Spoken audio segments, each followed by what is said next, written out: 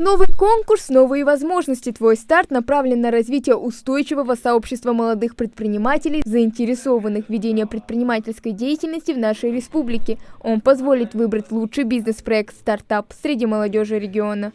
До 25 октября текущего года можно будет подготовить проект по плану и прислать нам на почту, где будет проведен отбор участников, среди которых мы выберем победителей. Совместно с нашими партнерами конкурса, это «Мой бизнес», бизнес-инкубатор, торгово-промышленная палата, которые решили также посодействовать и принять участие в данном конкурсе.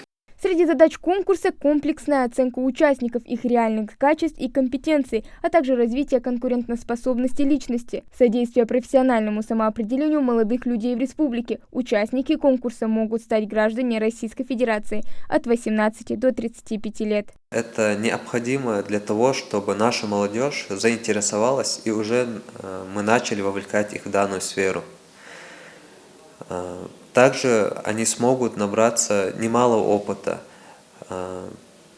Мы будем рассказывать и объяснять им основные цели и задачи, которые направлены на развитие предпринимательства. Организатор конкурса – Комитет по делам молодежи. «Твой старт» является ключевым мероприятием для молодежного предпринимательского сообщества, а также реальным шансом заявить о себе, получить поддержку для открытия юридического лица и найти новых партнеров. Помимо конкурса мы также планируем провести цикл мероприятий, который называется «Один день предпринимателей». Там участники будут разговаривать с действующими предпринимателями, где смогут, там не будет обучения, они просто будут делиться опытом.